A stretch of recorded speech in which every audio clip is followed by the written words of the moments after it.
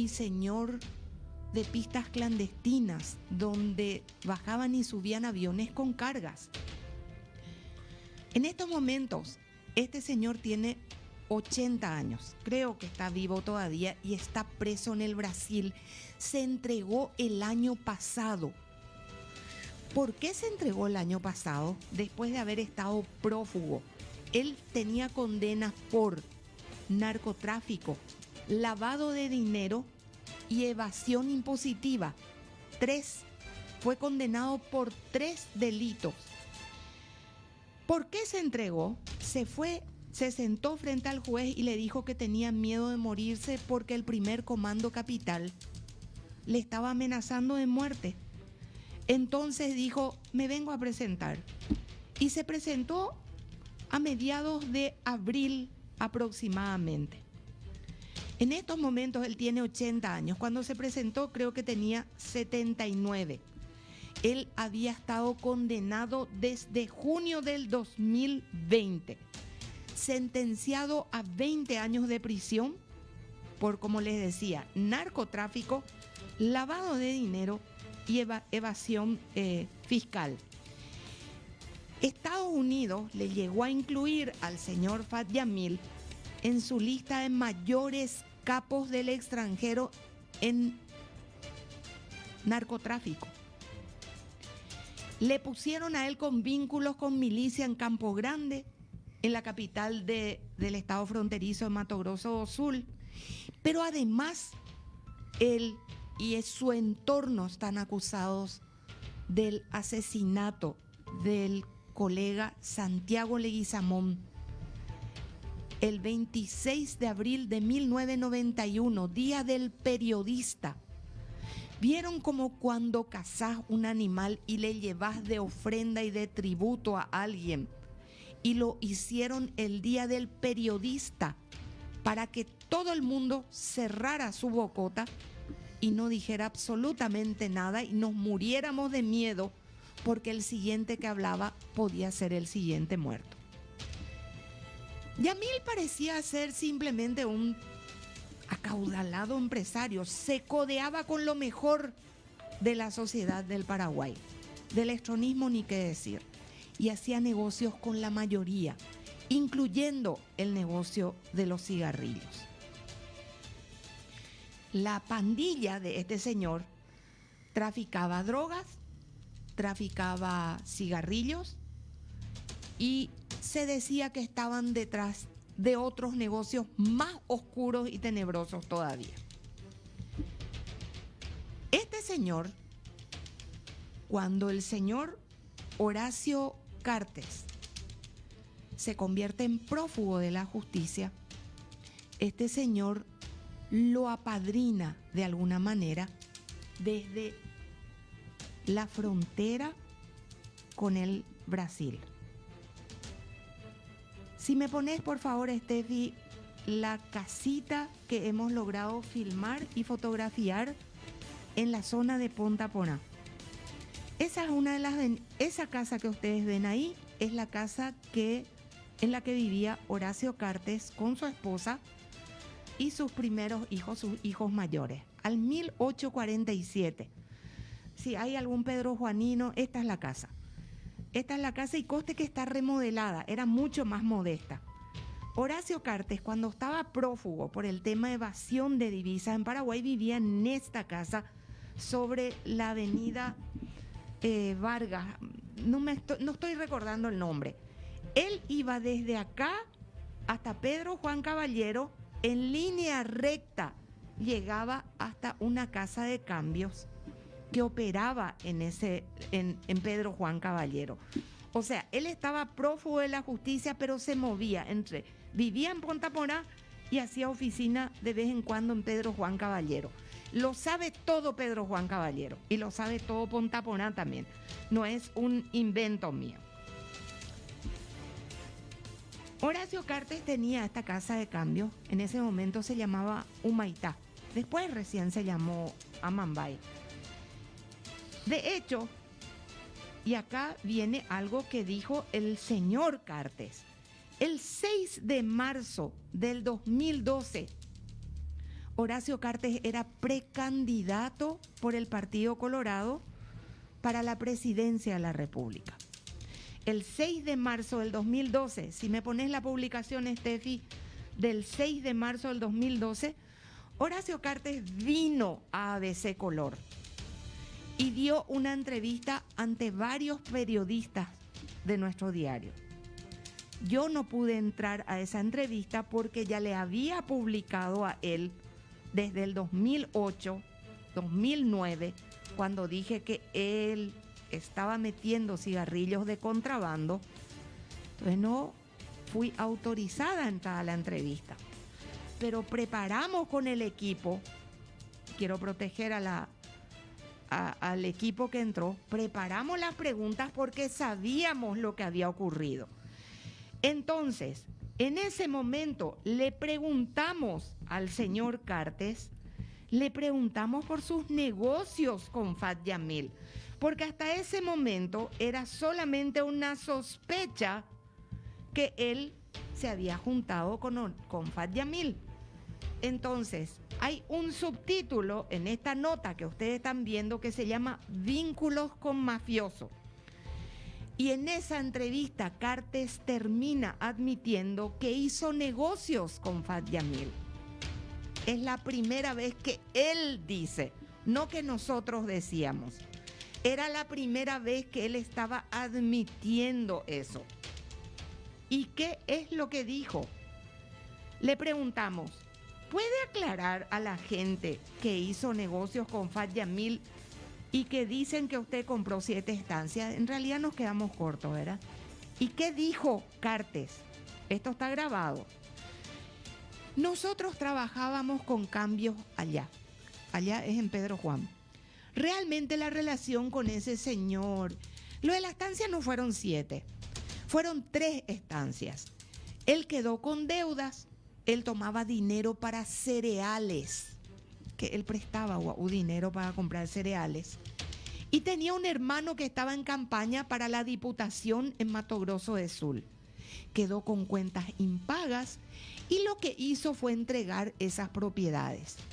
En mi época la economía no me daba y mis amigos de Brasil en San Pablo, ¿quiénes eran sus amigos de Brasil en San Pablo? La familia Messer, Darío Messer, que en el 2012 todavía nosotros no lo teníamos en nuestro radar así con todo como después lo tuvimos. Mis amigos de Brasil en San Pablo nos ayudaron y se fueron vendiendo 2 de ellas. Él usó el dinero de la campaña del hermano, simulando que hacía el trabajo de los cereales, gastó en política y quedó con cuentas sin pagar y entregó la estancia. Esa es la historia que contó Horacio Cartes. Sin embargo, después terminamos en ese material que ustedes están viendo ahora. Cartes y Messer se quedaron con estancias de Fat Yamil, que está con condena por narcotráfico y que Cartes admitía que hacía negocios con el señor narcotraficante. Cartes se queda con propiedades y se convierten con Darío Messer en copropietarios de las estancias de Fat Yamil. ¿Cómo se llamaba la offshore? Había una offshore que crearon en Panamá y esa misma offshore en Panamá tenía su raíz en Paraguay. Casi con el mismo nombre. Se llamaba Inversiones Turnón, que en un documento del año 2016 del Banco Nacional de Fomento dice que Darío Messer era accionista. Turnón también aparece en un documento de la Policía Nacional como una empresa propiedad de Horacio Cartes, dueño de una estancia en Capitán Vado, donde en el 2000 hubo un aterrizaje forzoso de una narcoavioneta. En Turnón, Paraguay, aparece como apoderado de la sociedad el que estaba o está todavía como presidente de lo que hoy día es BASA y antes era Banco Amambay. El círculo entonces parece bastante claro y ustedes están viendo en las imágenes de ABC TV la foto satelital de las propiedades y cómo está marcado cuáles eran las estancias. En una de esas estancias, Pablito, había aterrizado una narcoavioneta. ¿Qué hicieron? Para que no quedaran todos involucrados, porque lo primero que se dijo fue que Cartes era dueño de la estancia. Lo que dicen es que la policía corrió la alambrada para que pareciera que había caído en otro lugar y no donde cayó. Inversiones Turnón, que es la que usaron para las estancias que eran de Fat Yamil, se creó inicialmente en Uruguay. Lo creó un socio de Messer de nombre Óscar Algorta, que creo que hoy está preso en Brasil o estuvo como delator también. Luego se abrió, después de abrir en Uruguay, se abrió también en Paraguay y lo abrió el escribano del grupo Cartes. Y por último abrieron la offshore en Panamá. O sea, había 3 sociedades casi con el mismo nombre. La primera se abrió en Uruguay, la segunda se abrió en Paraguay, la tercera se abrió en Panamá. La sucursal Paraguay tiene a su nombre varias propiedades que en el pasado estaban a nombre de Fat Yamil. 21 fincas aproximadamente que antes estaban a nombre de Fat Yamil, de Farid Yamil Georges, el hermano de Fat, terminaron registradas a nombre de Turnón. ¿Y quiénes estaban en Turnón? Ya les acabo de contar. De hecho, el que mejor contó esta historia en aquella célebre entrevista del 2 de marzo del 2012, cuando arrancaba como candidato por el Partido Colorado, fue el propio Horacio Cartes, que admitió que hacía negocios con este señor narcotraficante que hoy día está preso. Entonces, cuando nos vienen a decir narcotráfico nos está permeando, un expresidente de la República tuvo negocios con un narcotraficante. Quieren llamarle al pan pan y al vino vino. Dejen de hacerse la Virgen María, porque acá no tenemos Virgen María. Al pan pan, al vino vino. Un expresidente de la República, a través de no sabemos cómo, se quedó con fincas pertenecientes al grupo Yamil Georges. ¿Lo estamos inventando nosotros? No. ¿Lo dicen los documentos? ¿Lo estamos inventando nosotros? No. Lo dijo el propio Horacio Cartes el 2 de marzo del 2012, cuando vino al diario ABC Color y en el lugar donde hoy día funciona la cabina de la FM, se reunió con colegas periodistas que hicieron las preguntas y ese mismo día, a las 2:03, se empezaron a subir las historias. He concluido mi informe.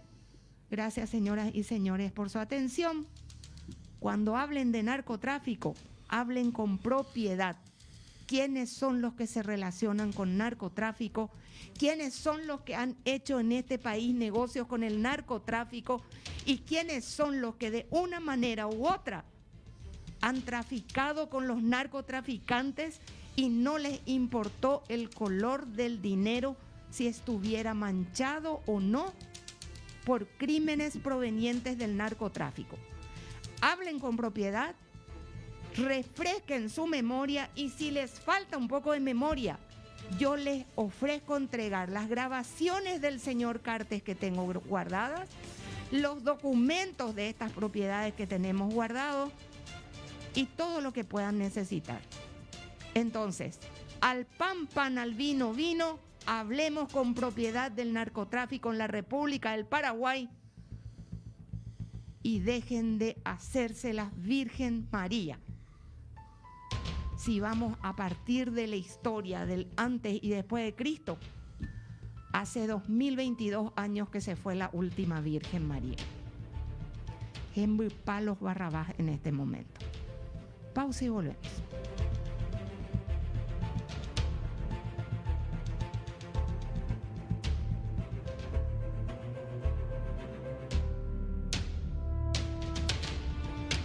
aquí por ABC Cardinal 7:30 AM. Te contamos, te escuchamos.